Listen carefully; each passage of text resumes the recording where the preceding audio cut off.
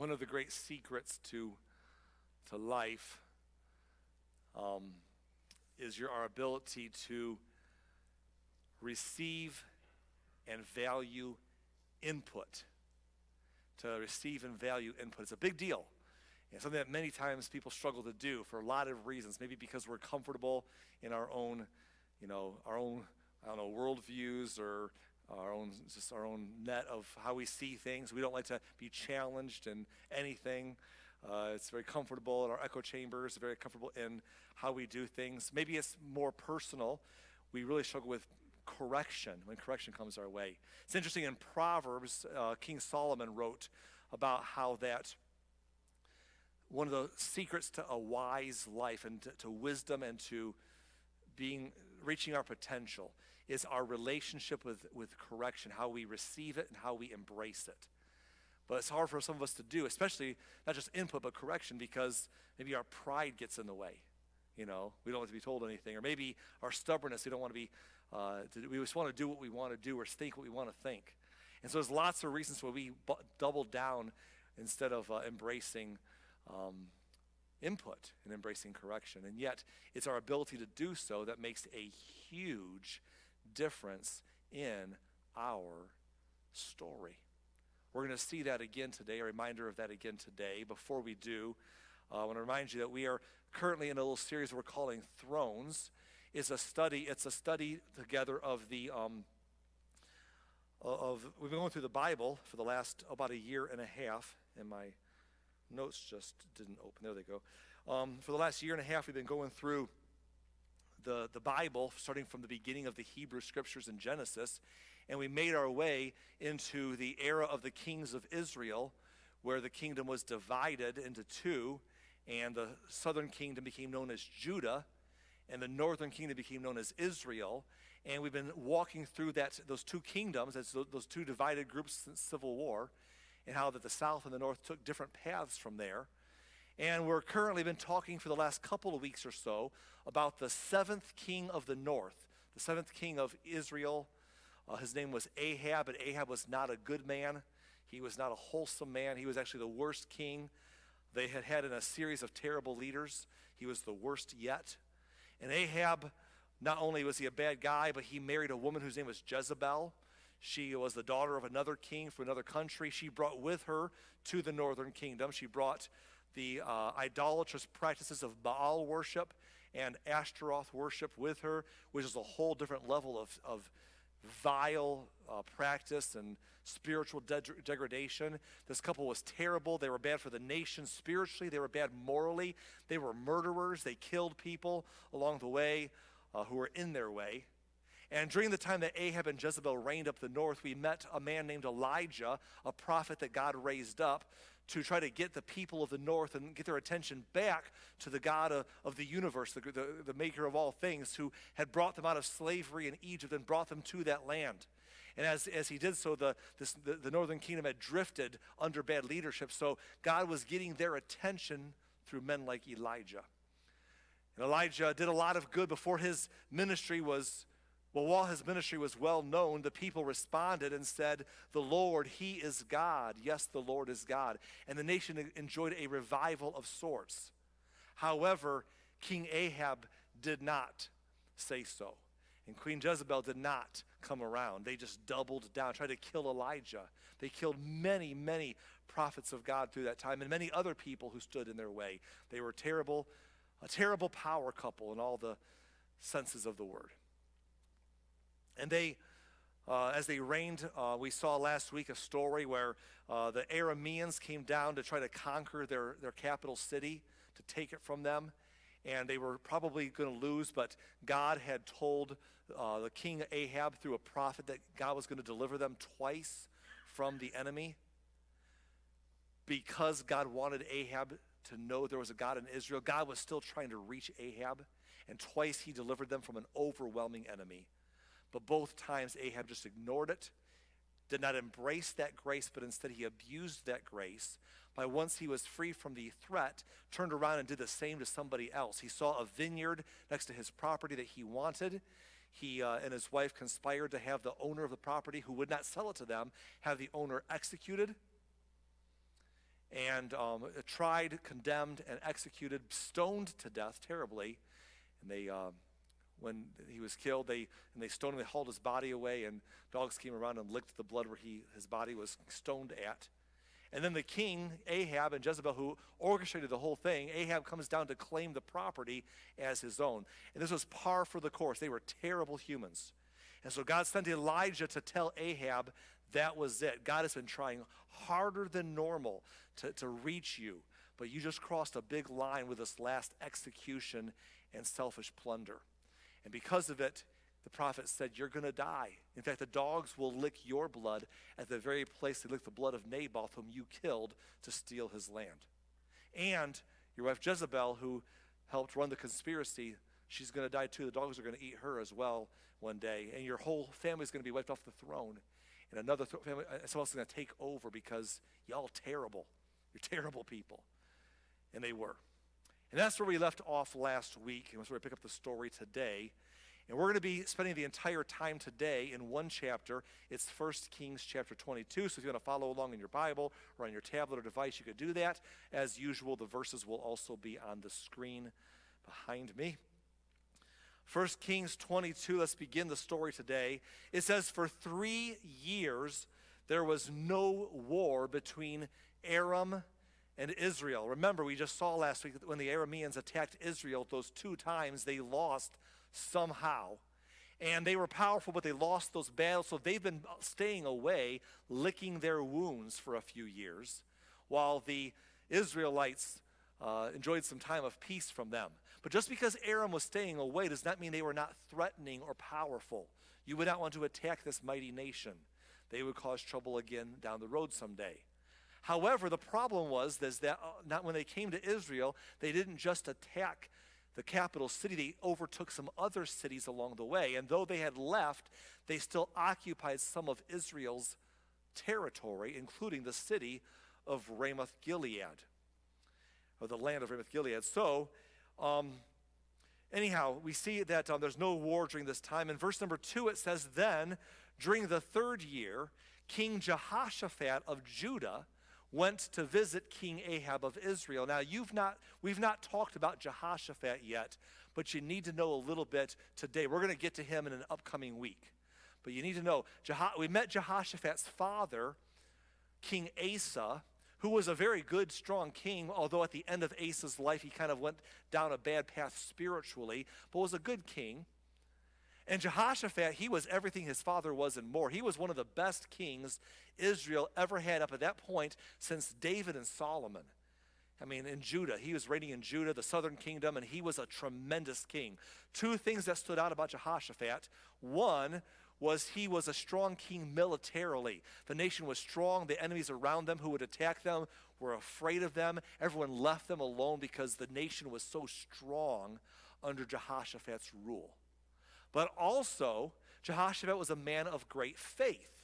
And during his reign, he brought the nation of Judah back towards their faith in God even closer and did a lot of good seeking the Lord. So he's a great guy. We're going to meet him later. But right now, Jehoshaphat's up from the south visiting King Ahab in the north. Why is he doing this? Well, again, we're going to get to this another time in more detail.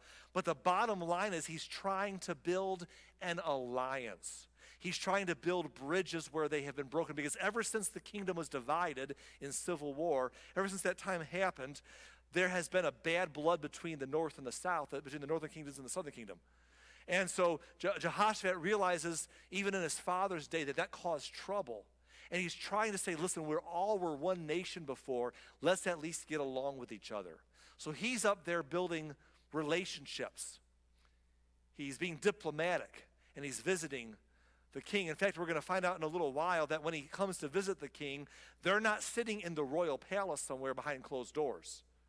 They are out in public, having a public meeting with their thrones brought into a public place for folks around to see them together, to show the alliance, to show their the diplomatic ties they are making. Kind of like if the President of the United States were to travel to another country to visit the leaders of that land, or if leaders from another country came here to visit ours.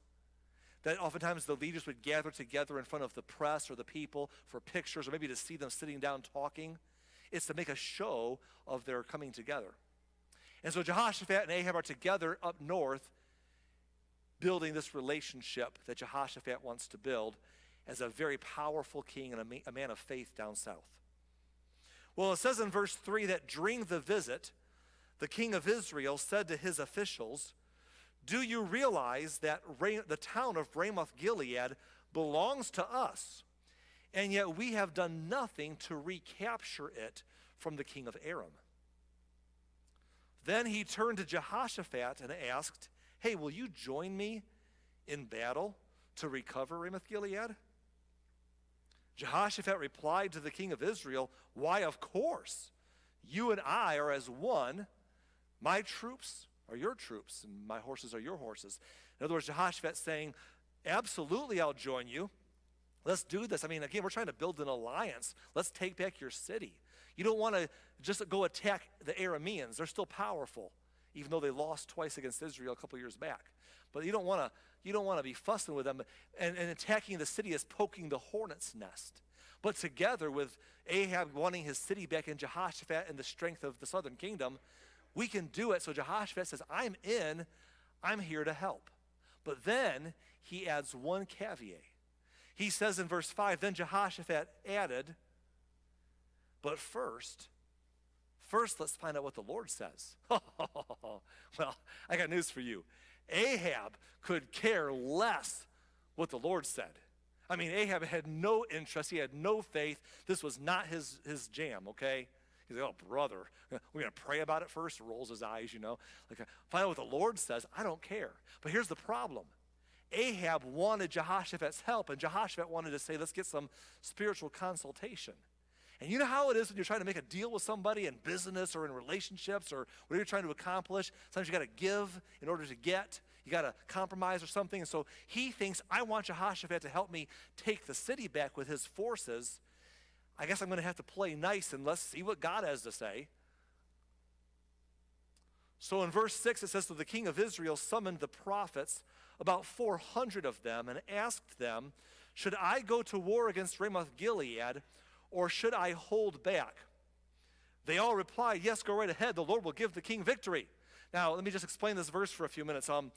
These prophets, at one time there were no prophets other than prophets of the religion of Baal worship in the northern kingdom. But ever since Elijah kind of brought revival back to the north, and the people wanted it, Ahab figured, well, if you can't beat them, join them, or at least control them. So he allowed some prophets to exist, but they served at his pleasure. They existed at his grace, probably were on his payroll. They were his people, government-controlled voices to appease the people and their desire for prophets in Israel. And so he summons his men, and he's like, guys, I want to go conquer Ramoth-Gilead, so I'm supposed to ask you, will it work or should I not go?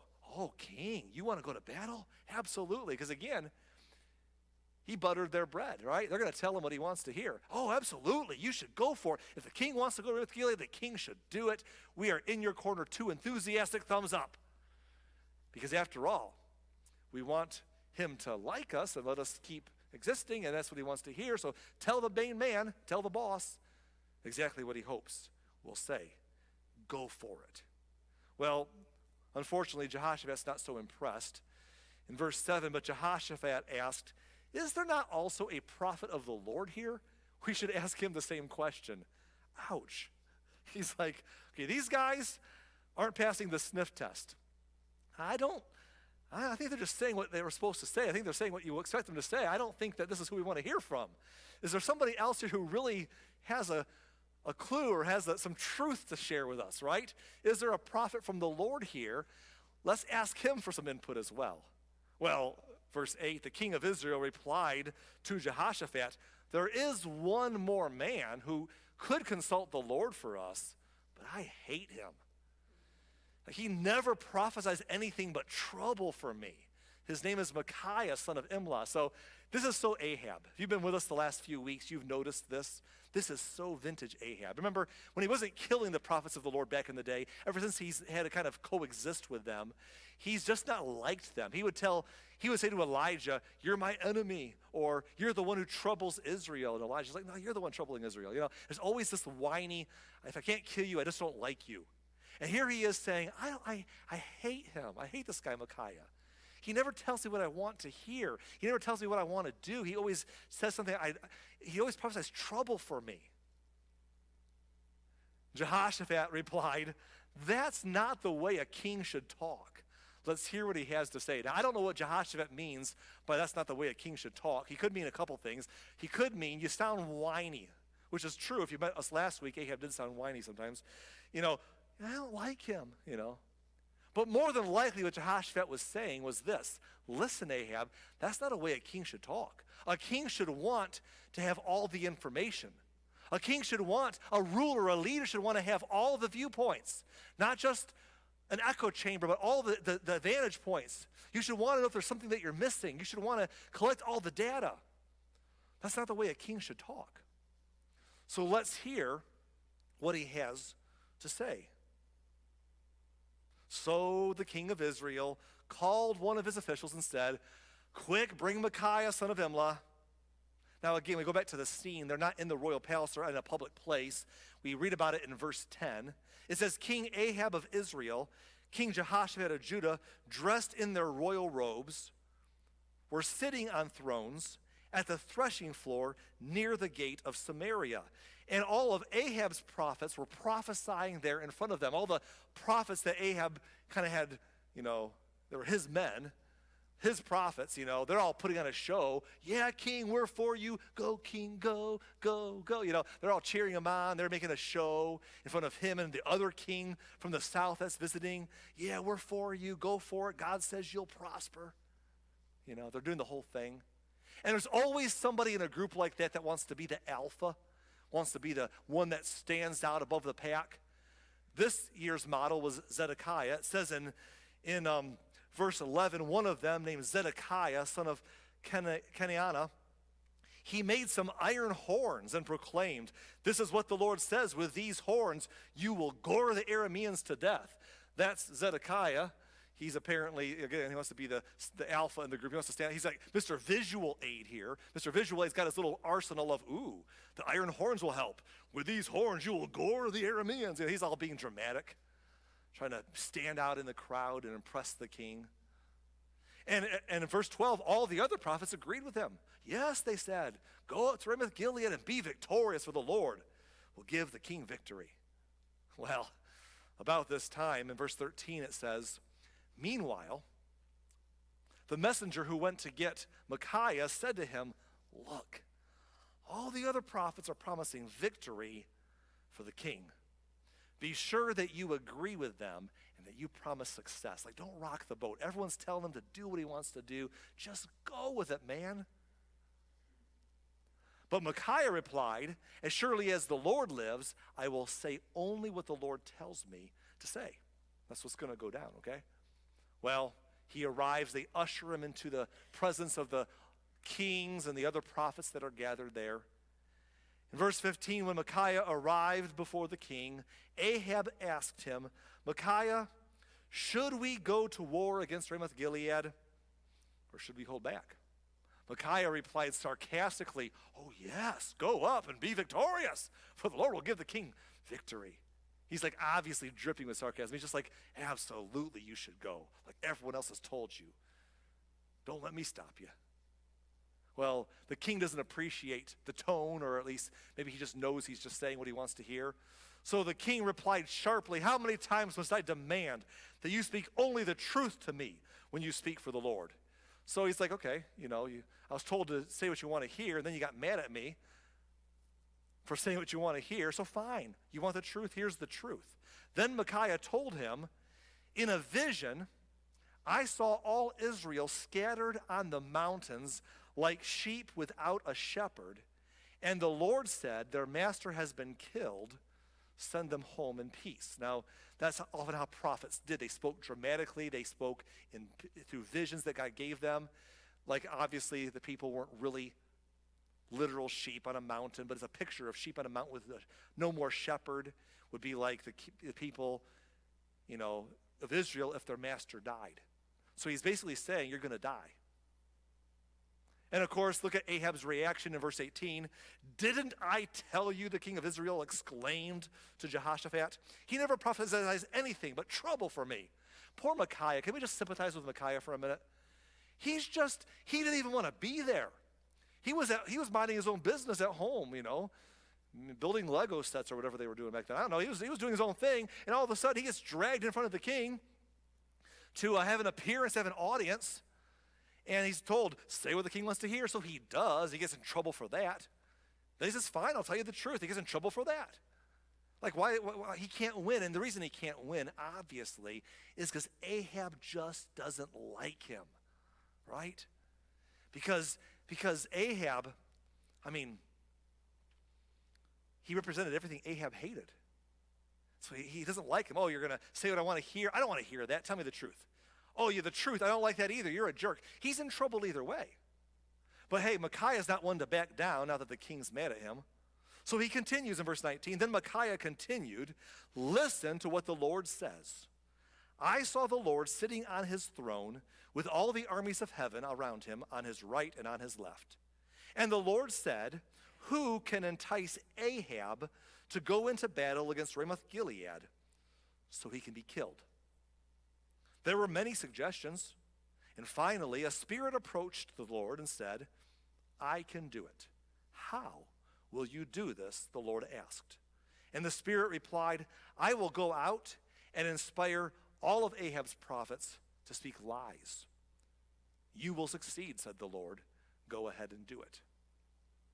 And Micaiah then says, so you see, the Lord has put a lying spirit in the mouth of all your prophets, for the Lord has pronounced your doom. That's an interesting, again, he's being dramatic. He's being like a prophet would be, speaking in powerful images through a vision he got. Again, I doubt that was a literal vision in heaven any more than people are literal sheep on the side of a mountain. I don't think in heaven that Micaiah had some kind of glimpse into the exact workings of the other side.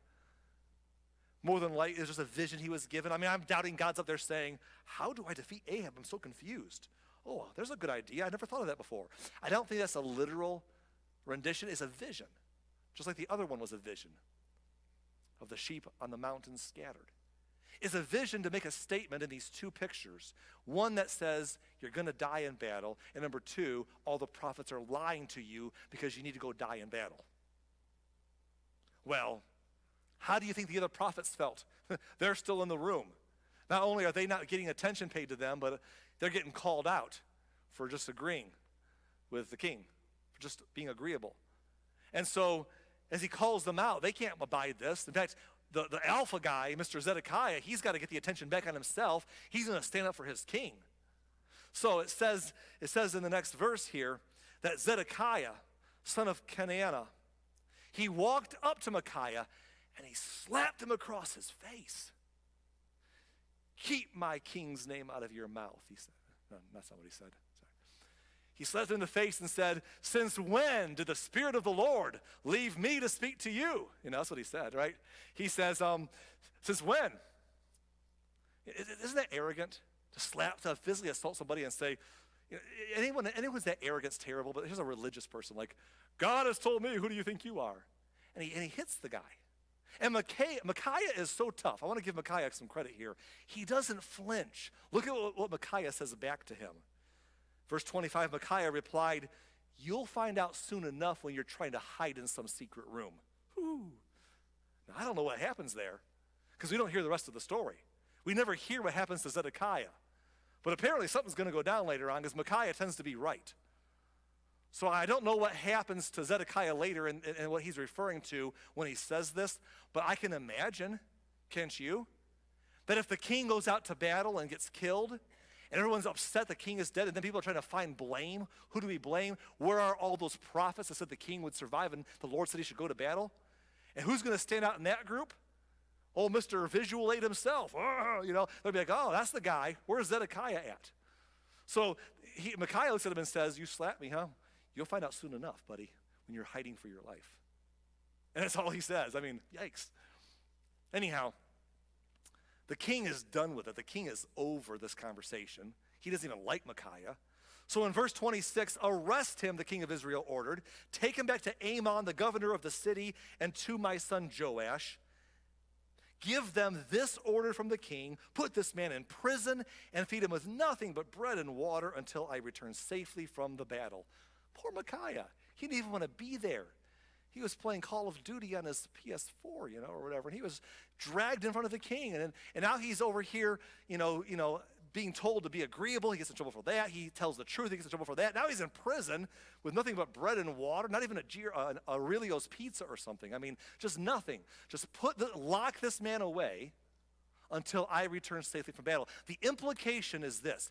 Ahab is saying, when I come back from battle, I'm going to come to the prison and say, hey, buddy, you were wrong. I'm still alive, and now you're going to die. Micaiah's in all sorts of trouble here for doing nothing but speaking the truth. But he's not one to stop replying. He always has an answer, doesn't he? Look at what Micaiah replies in verse 28. But Micaiah replied, if you return safely, it'll mean the Lord has not spoken through me. Then he added to those standing around, everyone, mark my words. I mean, wow. Here's the king. Arrest him and put him in prison until I come back safely. You come back safely, I'm a fraud. Everybody check this out. If he comes back safely, I'm a fraud. Don't listen to me. I deserve what's coming to me. But you ain't coming back. And they take him away. And all the other prophets go their way. Oh, king, don't listen to him. You got it. Go, king, go. I want to pause the story. There's a little more story to read. The conclusion is coming in a minute here. I want to take a couple minutes to step away from the story and just say something to all of us today that no matter what station of life, whatever age or station of life you are, this is just a good thought. It goes like this. People who don't listen will eventually be surrounded by people who have nothing to say. Right? People don't listen. I mean, it's so true. I mean, and this is true for any stage of life. When you're a child, maybe you don't have a choice because your parents or your teachers can tell you you don't have to like it, but what are you going to do? But as you get older, as you become a teenager and you don't want to listen, people just stop trying so hard. When you're a young adult and you can do what you want to do, people just say, you know what, I'm not going to say a word. When you're an older adult, no one can tell you anything because your pride can't handle it. People can't challenge your thinking on an issue or challenge your direction. People just say, I can't say a word to them. Even for parents, if your kids can't come to you and say, hey, can I approach you? You know who I am. I'm in charge around here. Okay, that'll stop. Why try? If your husband can't say something to you as a wife without you going into World War III mode, if your wife can't say something to you as a husband without you blowing up because you just can't stand to be approached, people will just stop approaching you. Be like, okay.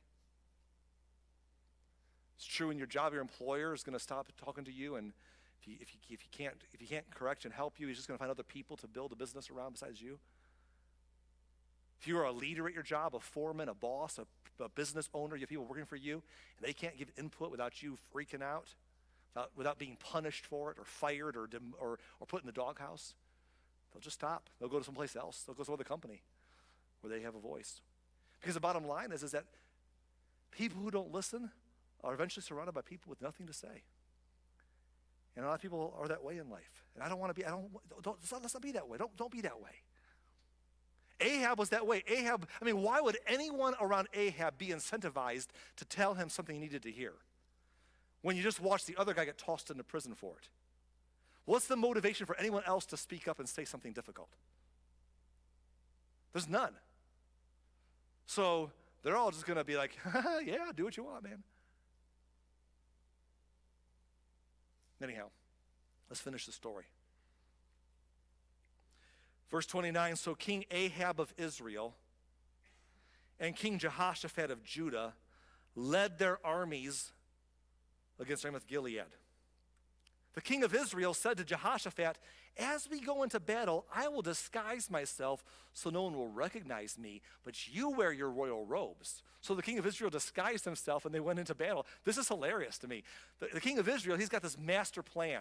He's like, they think they're going to kill me in battle. I'll just disguise myself. Then they won't know who I am. Well, you might be able to fool the other side, but you can't fool God. But he's gonna game the system, right? He's gonna cheat the system here and disguise himself, because if they're gonna kill the king, they won't know I'm the king. Of course, Jehoshaphat, you stay in the royal robes. Doesn't that put me in harm's way? Yeah, but who cares about you? I'm gonna disguise myself.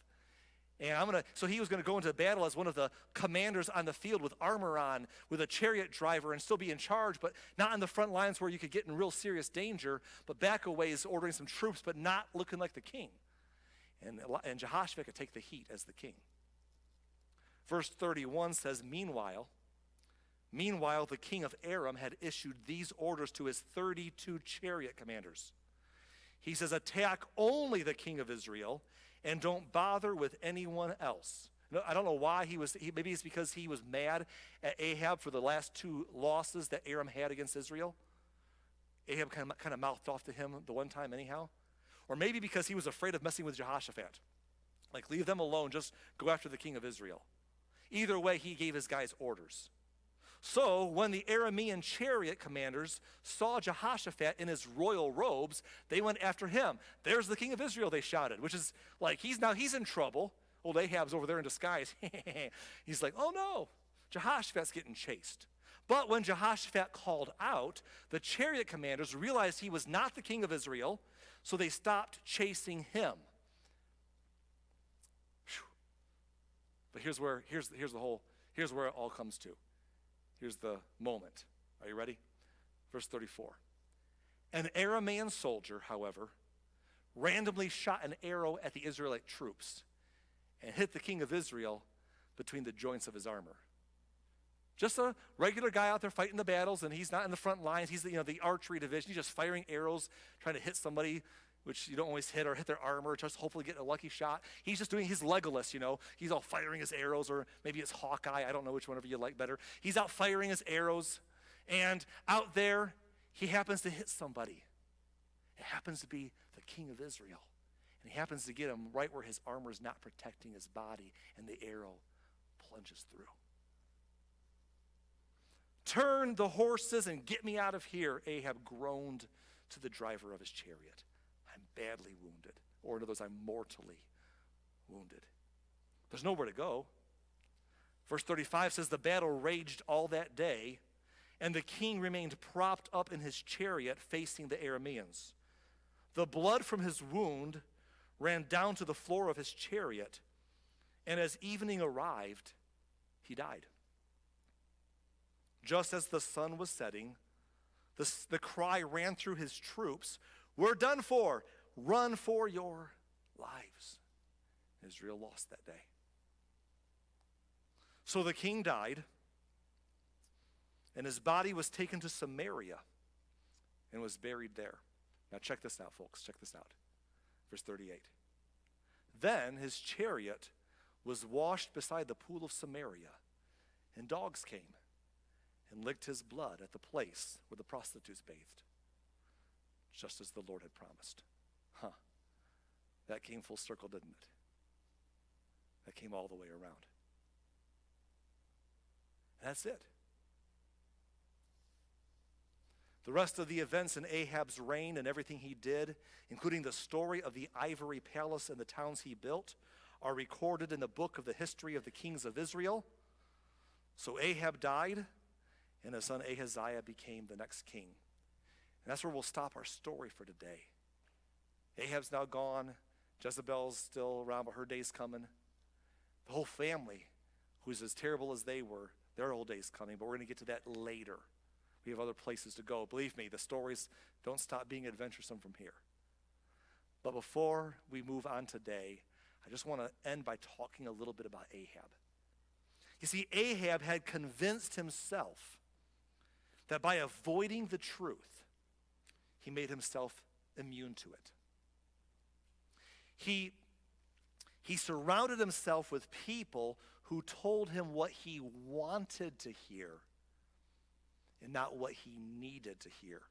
That's so easy for us to do, isn't it? Surround ourselves with people who agree, who feed into our echo chamber, we find ourselves, and even if we are out of one, we get sucked into a new one, to get pulled into a place where people are just, affirming only. And we said earlier about hearing things we need to hear. Here, let me make something very clear. I understand that not everyone who is disagreeable is helpful. Some people are just contrarians. Can we all agree to that? Some people are just contrarians. They just want to be contrary because that's what they like to be. And a contrarian bent person is no more helpful than an agreeable person who just doesn't want conflict. Both of them are unhealthy in different ways on some level.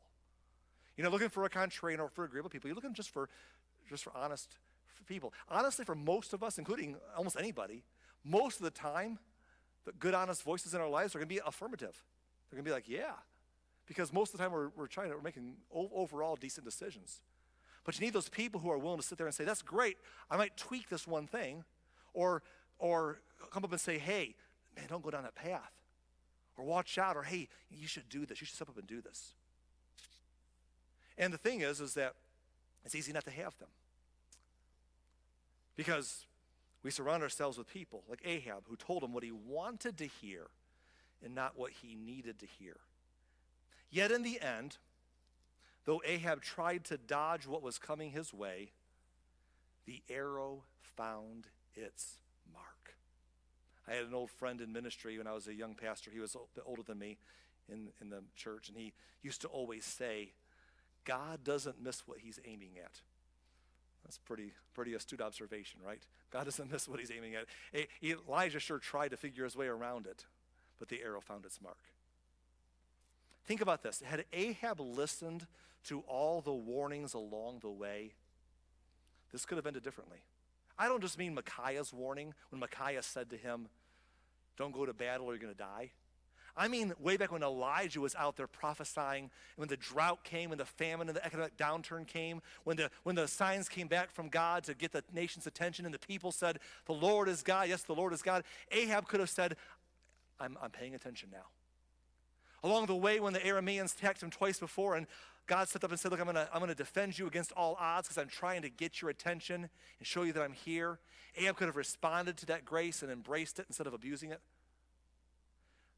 All along the way, when he murdered Naboth to take his vineyard and had him stoned to death to steal his land, he had so many chances to heed the warnings. And had he listened to all the warnings along the way, this could have ended differently. After all, a warning shot is better than a kill shot, right? Not that we like the warning shots, but they sure beat the kill shot. I want to give you one statement here in a moment to take home with you. Take a picture of it, write it down, whatever you need to do. It's not deep, it's not complicated, but it's a thought that I want us to chew on and meditate on in our spiritual journey. And it goes like this. It's better to embrace the correction than to endure the consequence. That's just true for all of life. It's better to embrace the correction than to endure the consequence. And it's not always correction, because sometimes it's just input we resist. I always say we're so bad at exploring the frontiers of our ignorance. We just feel very comfortable and safe in this, how we see things, how we do things. We get stuck in our little echo chambers, and our input in general, we struggle with honest input that's challenging. And that's why Solomon in Proverbs said, embrace correction, especially when it is that personal, when it's correction. And again, because it comes from a good place normally. I know I said earlier, not everyone's, some people are just contrarians, and that's its own beast. That's its own problem. But the truth is that some people, more people than not, are just too agreeable. But we need to be safe people to approach. Are you? In your home, in your marriage, in your family, in your friend circle, in your job, in your leadership, any place? Are we or are we not? Because here's the thing. I believe with all of my heart, that our attitude towards correction is as simple as flipping a switch in our minds. I've said this before. It's like flipping a switch. And I know it seems so complicated, but you can just step back and away from the heat of the moment and just flip a switch. Instead of being prideful and feeling assaulted or defensive, or instead of being stubborn about what you want, just to flip a switch and say, you know what, I appreciate it. And I think there's two secrets to appreciating it, to flipping that switch. One is to realize that most people who bother to say something difficult do it because they love you. Right? Let's be honest, most people don't want to have confrontations. I mean, some people are that ornery, but most people don't enjoy a difficult conversation. Where most of us are, we are conflict averse, aren't we? We just would rather just, I don't want to fight. So for someone to step up over all that and say, hey, can I just say something? For us to say, man, that must have been hard for you. Thank you. I appreciate that. Solomon said, whom the Lord loves, he corrects. Look at God's correction and say, God, you must love me enough to think I'm worth correcting. And whom people love, they correct. But not only, but you say, but what if they're not? What if they don't love me? What if they are just a contrarian? Okay? Even in that case, flip the switch by saying, no matter what someone's motives are, don't we want to get it right? Come on now, folks. Don't we want to be our best self? Don't we want to reach our potential? Don't we want to get the right decision, have the right viewpoint, come to the right conclusions? And we can't do it if we get stuck and closed-minded and only hear what makes us affirm what we want. We got to be challenged in order to expand, to challenge our beliefs, to challenge our behaviors. To say, hey, I'm trying to get to be my best self and live my best life, and I appreciate input. Input does not mean you have to follow it. You don't have to take what someone says and do it. You can sit there and say, thank you, I appreciate you having the courage to talk to me. I'm going to consider it. Maybe I haven't considered it already. Maybe I'm reconsidering. I'm not going to do that. But I want to consider what you're saying. Here's the thing. When we shut people down, when we crush them, when you can fire that employee or doghouse them, when you crush that child from bringing it up to you, or that spouse or that friend circle or that person in your life, and everyone says, whoo, I ain't doing that again. The best thing we could ever do is say, listen, I may or may not listen to I may not do anything what you just said, but thank you for at least talking to me. I am open to the conversation. I may or may not be able to do that, or may not be the best thing to do, but I appreciate you caring enough to talk. And that's a flipping of a switch that if we have, I think it could change it could change our lives. It could help us reach our full potential. Break through the ceiling that holds us down. And doing the opposite can cause us to wreck ourselves sometimes. And as Ahab taught us today, a warning shot's better than a kill shot. And people who don't listen will eventually be surrounded by people who have nothing to say. So, for all of us, it's better to embrace the correction than to endure the consequence. We'll pick up the story next week. Let's pray.